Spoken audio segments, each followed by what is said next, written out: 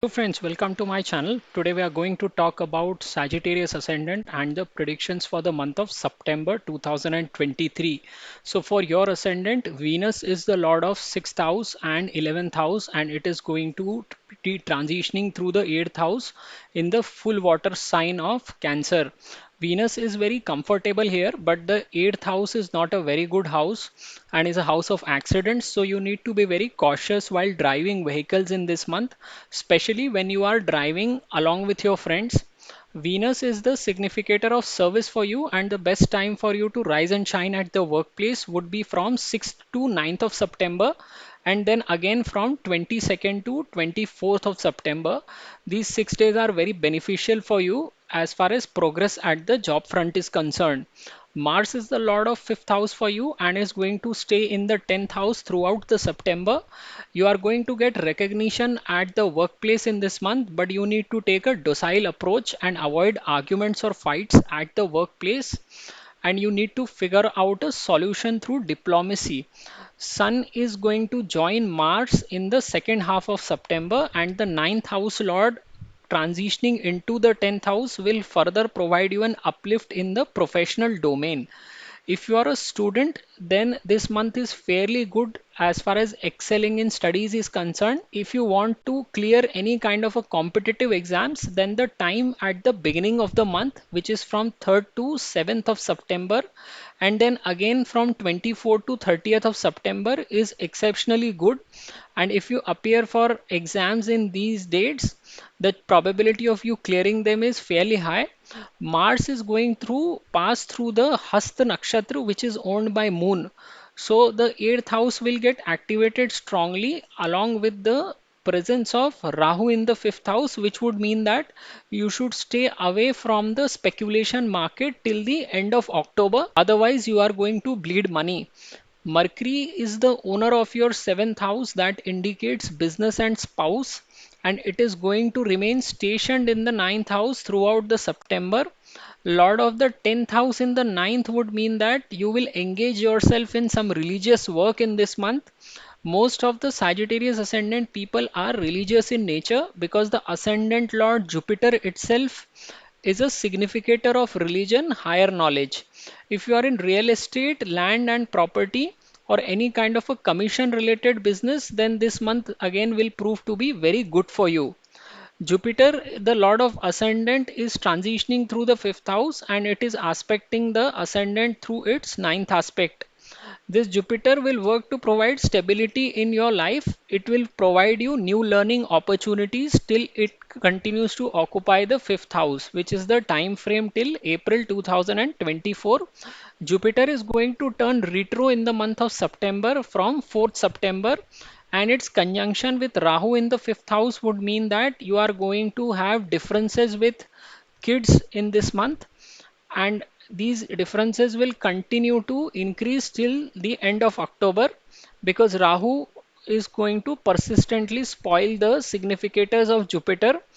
If you wear yellow sapphire during this transit of Jupiter, which is from April 2023 to April 2024, then the transit of Jupiter will become very favorable for you. If you are undergoing the MD of Jupiter at the current juncture, then the results will give more strongly for you. Saturn opposition is taking place with Sun till 16th of September, which would also mean that stress would get created with your younger siblings and neighbors, and if you happen to be in a tour and travel job, then also you will face conflict with your peers on your work front, so you need to take a note of the same.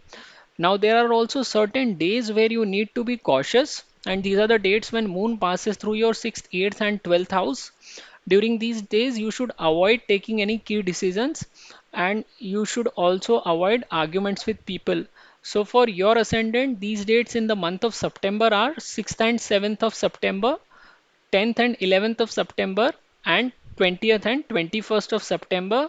Just be cautious during these 6 days. If you look overall, the presence of Mars in the 10th house itself is guaranteeing a recognition at the workplace, provided you take a diplomatic approach on the work front. And further, the position of 10th lord in the ninth house and then sun coming into the 10th house in the later half of September is also boosting this combination. So overall this is a good month for you. If you have liked my video, I would request you to subscribe to my channel, and thank you very much for watching. नमस्ते दोस्तों, मैं प्रसाद जोशी अपने channel में आपका स्वागत करता हूं। आज हम जानने का प्रयत्न कर रहे हैं कि धनु लग्न वालों के लिए सितंबर 2023 का महीना कैसे निकलेगा। देखिए, सबसे पहले शुक्र पे नज़र डालते हैं। शुक्र आपके लिए छठवें और 11वें भाव के स्वामी हैं और वो अभी अष्टम भाव में विराजमान है, कर्क राशि में, जो कि एक पूर्ण जल राशि है।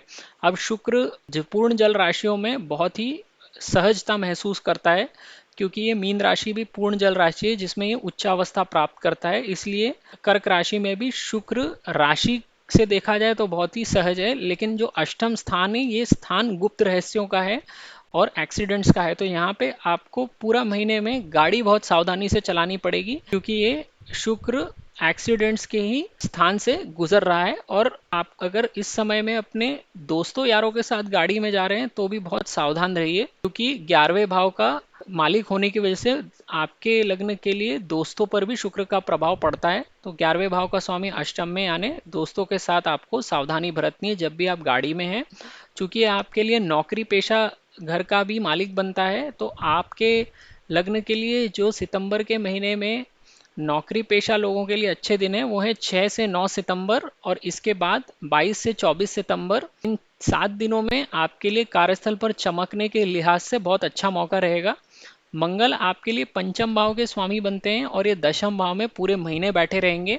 तो ये मंगल आपको अपने कार्यस्थल पर रिकग्निशन दिलाने का काम करेगा, लेकिन मंगल व्यक्ति के व्यवहार में उग्रता लाता है और उसको झगड़ालू बनाता है। तो यहाँ पे मंगल कार्यस्थल पे आपके वाद विवाद होने की संभावनाओं को बहुत ज़्यादा बढ़ा देता है। यहाँ पे आपको एक डिप्लोमेसी का रास्ता अपनाना पड़ेगा सितंबर के महीने में। अभी सूर्य सेकेंड हाफ में सितंबर के मंगल के साथ ज्वाइन कर लेगा दशम भाव में, और चूंकि सूर्य नवम भाव का स्वामी है तो नवमेश का दशम स्थान में जाना आपको आपके कार्यस्थल पर और ऊपर ऊंचा उठाने का काम करेगा। अगर मंगल चूंकि आपके पंचम भाव का भी स्वामी बनता है, तो अगर आप छात्र हैं और किसी भी तरह के एग्जाम में उतरने की तैयारी कर रहे हैं तो 3 से 7 सितंबर तक का समय और 24 से 30 सितंबर तक का समय, ये दोनों जो टाइम फ्रेम्स हैं ये सबसे अच्छे हैं एग्जाम क्लियर करने की दृष्टि से। मंगल हस्त नक्षत्र से भ्रमण करेंगे, जो कि चंद्र का ही नक्षत्र है, इसलिए अष्टम भाव अपने आप एक्टिव हो जाएगा। इसके अलावा राहु की भी पंचम भाव में उपस्थिति, मतलब जितने भी लोग शेयर बाजार से संबंध रखते हैं उनको अक्टूबर एंड तक मार्केट में नहीं उतरना चाहिए। सितंबर और अक्टूबर 2 महीने ऐसे हैं जब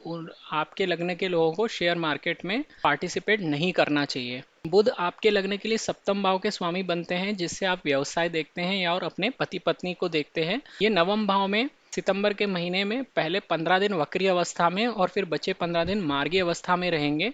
तो दशम स्थान के मालिक का नवे भाव में बैठना, यानी कि आप किसी भी तरह का धार्मिक कार्य में अपने आप को इस महीने में इन्वॉल्व करके रखेंगे। देखिए, द्वितीय हाफ में सितंबर की एक इंटरेस्टिंग पोजीशन बन रही है कि नवमेश दशम में होंगे और दशमेश नवम में होंगे।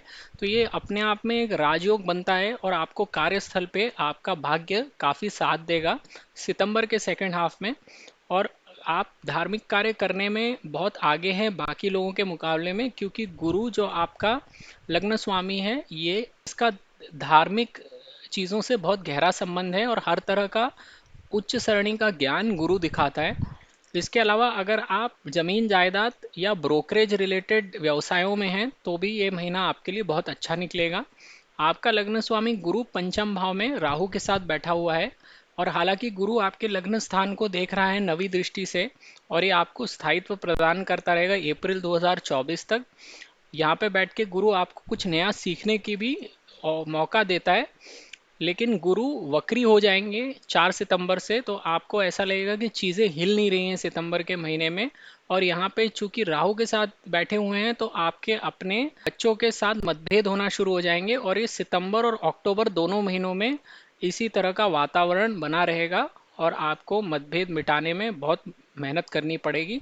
ये गुरु, अगर आप महादशा से गुजर रहे हैं तो आप पीला पुखराज पहनते हैं तो आपको काफ़ी फायदा देगा। और जैसा आपका अभी समय चल रहा है, यानी गुरु महादशा में चल रहा है तो सबसे ज़्यादा फायदा देगा, अंतरदशा में है तो थोड़ा कम फायदा देगा, लेकिन आपको फायदा डेफिनेटली मिल सकता है अगर आप पीला पुखराज पहनते हैं तो।